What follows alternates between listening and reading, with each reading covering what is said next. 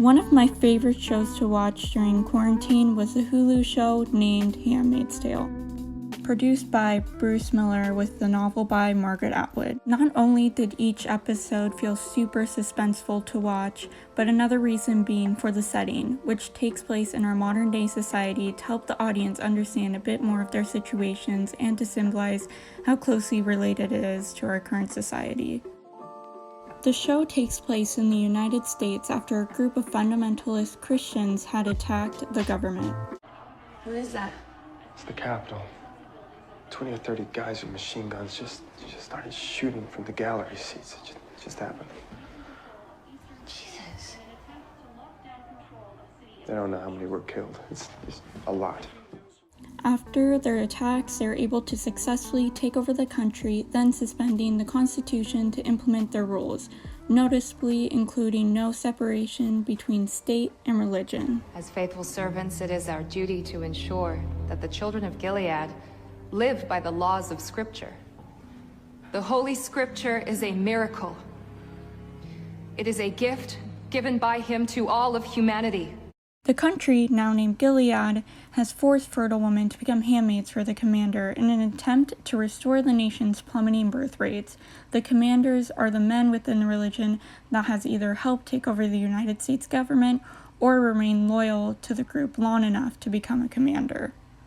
Gilead is a patriarchal government, which is a men as a group dominating women as a group authority system.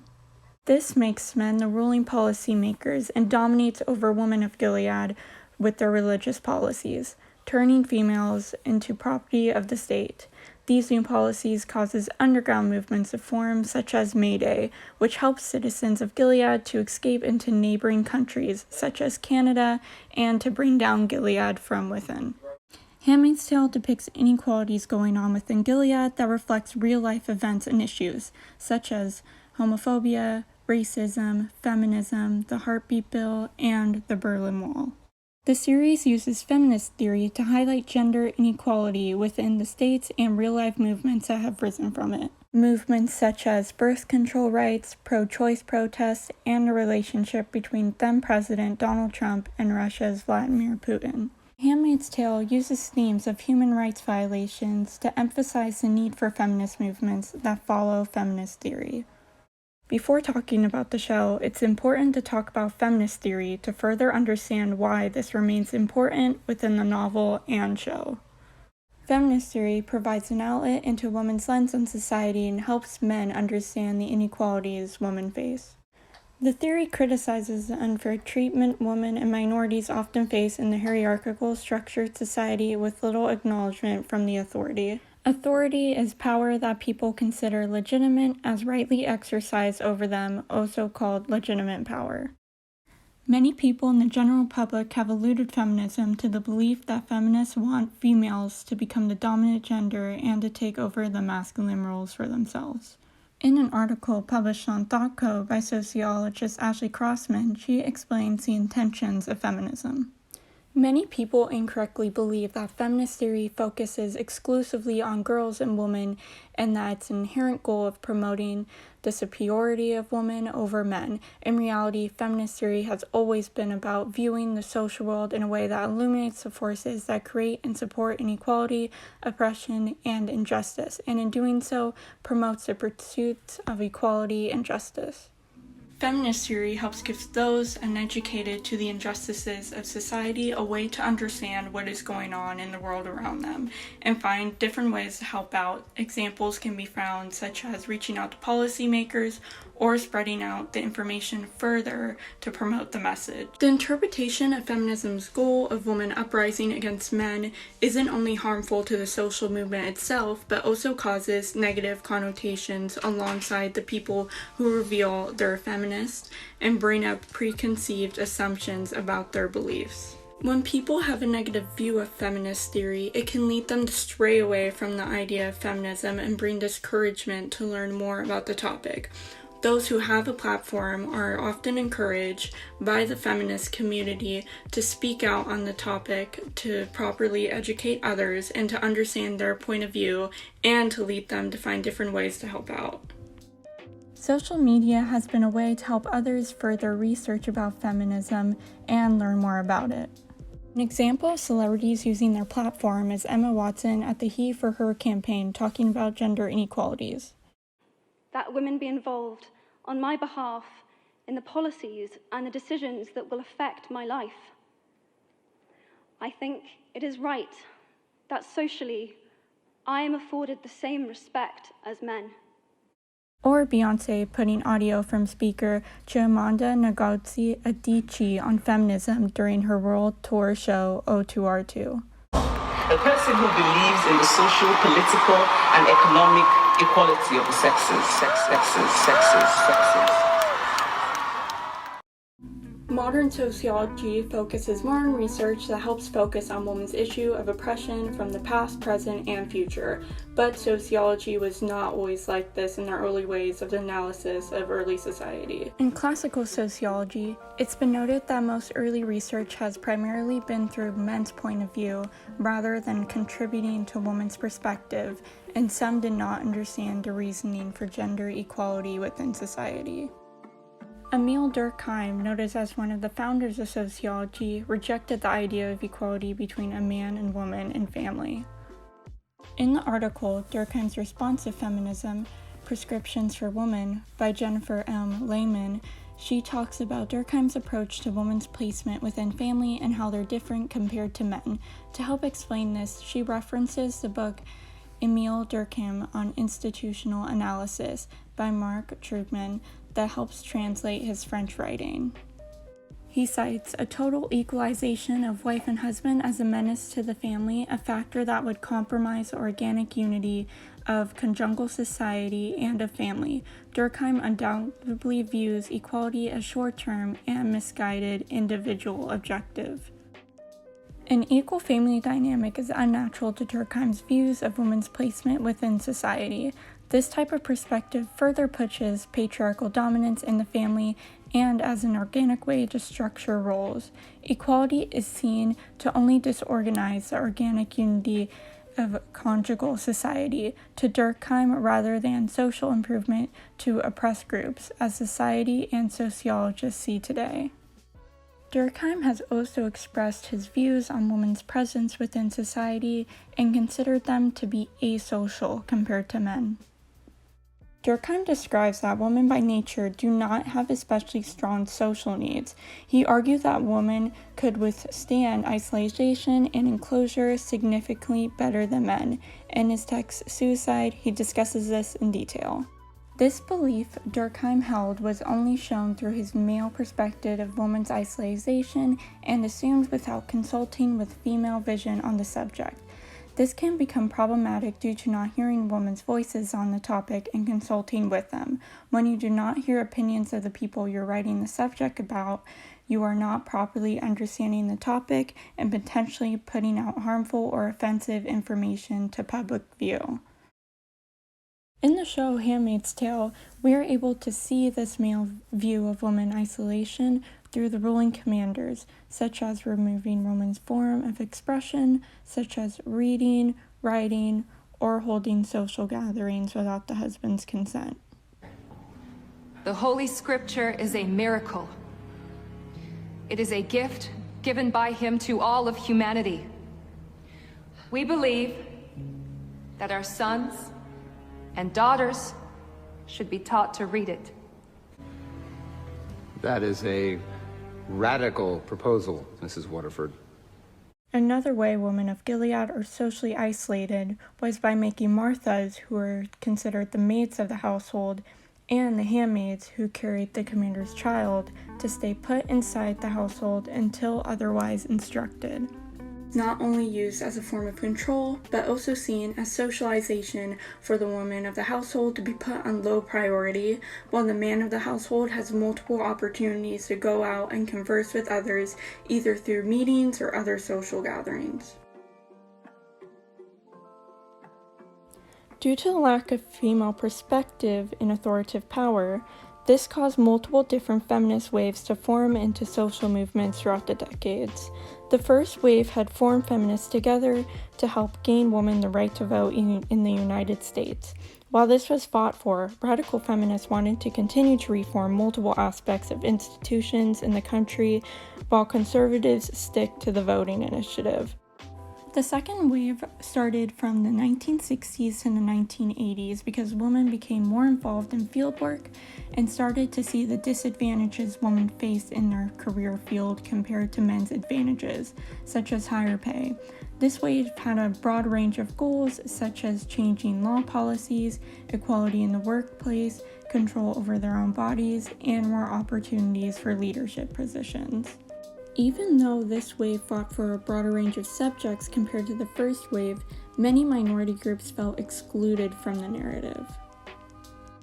In Chapter 11 of A Down-to-Earth Approach by James Henslin, he explores this tension. Sharp disagreements have arisen among feminists. One is a clash between white and minority feminists. Minority women avoided the second wave because they felt it represented white experiences and their attempt to merge their life situations and perspectives in today's third wave has led to tensions. This view was due to a lack of minority representation within the movement and only showed a white woman's perspective on inequalities going on in the United States. Many minority groups wanted to distance themselves from this movement because of the interest not involving other minorities' opinions and views for the given subjects being fought for. The third wave of feminism in the 1990s helped continue the fight for reproductive rights and gain more access to the rights of their bodies without laws limiting them. This wave of feminism also critiqued the last wave's flaws within their movement, such as a factor in intersectionality of oppression to different minority groups.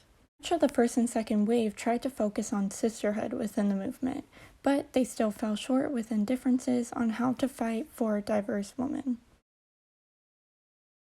In the article, The Decentering of Second Wave Feminism and the Rise of Third Wave by Susan Munn and Douglas Huffman, they quote Audre Lorde that explores the lack of focus of intersectionality within the earlier movements. By and large, within the women's movements today, white women focus upon their oppression as women and ignore the differences of race, sexual preference, class, and age. There is a pretense of homogeneity of experience covered by the word sisterhood that does not in fact exist. The unity second wave feminists wanted to bring only would separate them due to not thinking outside of the white woman image in America. By excluding intersectionality out of the sisterhood only separates women apart by excluding gain privileges from other women. This problem with lack of representation within feminism was quickly realized during the third wave and critiqued to further understand their motives for equality. In our current society, there has recently been a new fourth wave of feminism that's also taken lessons of the third wave and continued to expand their message over time to the social media world. This wave has formed around 2010 and utilizes media to talk about sexual harassment, beauty standards, human trafficking, intersectionality, and the harm of toxic masculinity between males. The fourth wave feminist movement helps bring a modern understanding of feminism compared to older waves.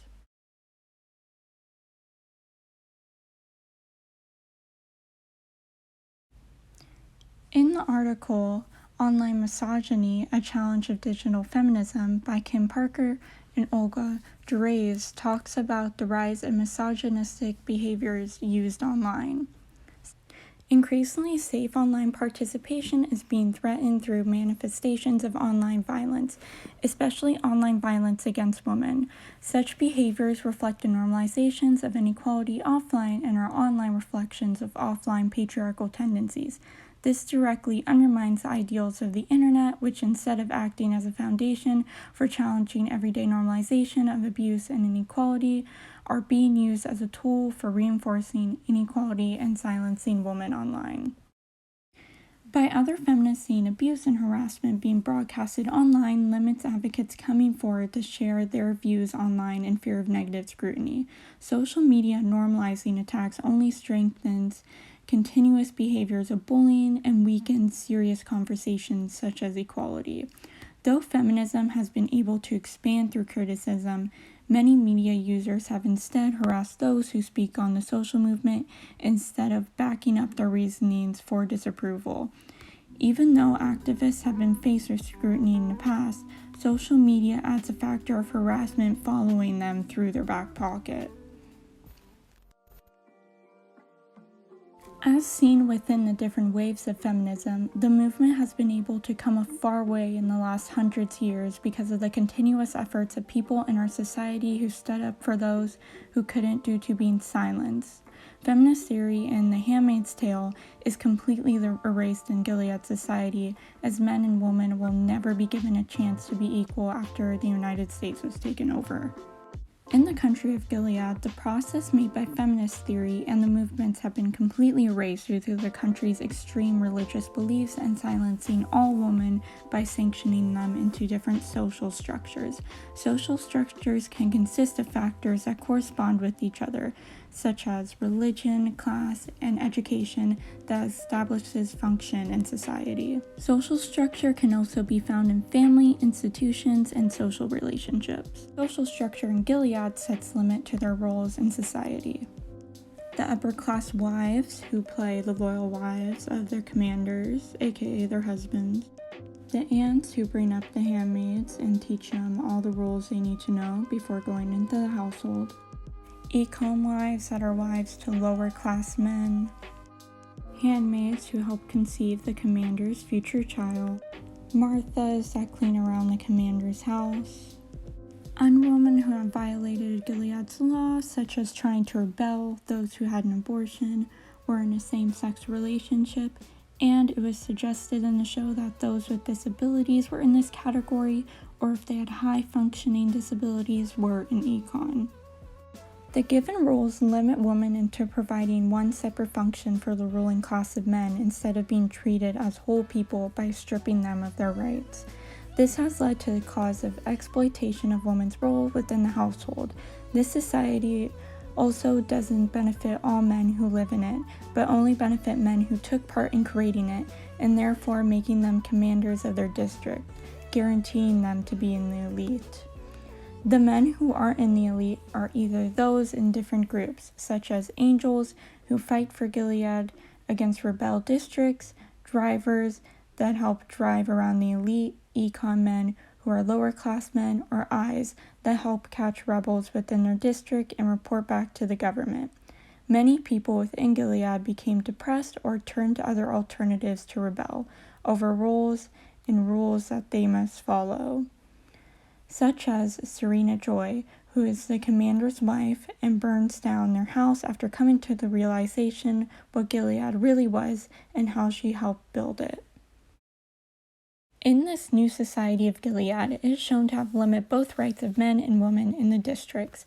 These roles were placed by Atwood to show that no human benefits from a restricted, traditionalist society, and that to understand the importance of implementing human rights. It is also shown to better understand gender inequality within the two sexes and intersectionality between classes. Feminist theory implements more understanding on how social systems of power can often oppress different minority groups and benefit those who have more cultural and social capital. Gilead recognizes their traditionalist laws will make people potentially rebel, and to make sure no citizen stands out of line, the government has placed brutal punishments for any disrespectful actions. One of the most common punishments include a public hanging observed by locals around the districts or stoning.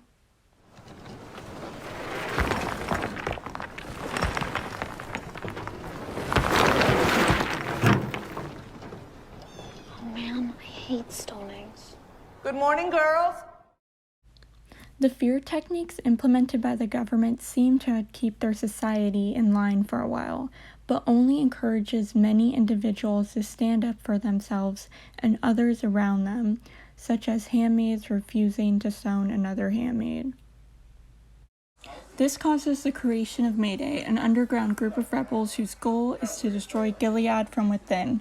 They're able to reach their goal by successfully delivering hundreds of letters to Canada by other Mayday members. On those handwritten letters contains hundreds of different confessions from citizens and how they experience the inhumane treatment within Gilead. Mayday also helped children from Gilead escape on a Canadian airplane. This causes Canada to stop all trade from Gilead and to keep their borders open to refugees wanting to escape. The Mayday movement in Handmaid's Tale gives audience a view on how impactful voices can push for change within society and the difference it can make to the public's perception to an agenda or law change. Implementing social movements is crucial for improvement and gives those without a political voice a chance to express themselves through someone who's able to. In the successful Hulu's television show Handmaid's Tale, originally from the novel under the same name by Margaret Atwood, it was able to lead viewers into a dystopian society very close to our own. This series showed us important sociological concepts from its storyline, such as feminist theory and its impactful growth it's brought among society's standards of equality. The implications of the text is to show that rebellion in society, either through social movements or resistance, can be needed to make change for the people happen. As we learn more about the inequalities going on within our society, we'll be able to understand the importance of feminism and benefits of the movement to all genders. The next step to obtain equality within our society is to not settle for the injustices going on and to find ways to reach out. This can be through organizations, charities, writings, blogs, researching, educating, or protesting. By studying feminist theory within sociology, it's able to help society better understand some of the challenges that are still faced today within social structures.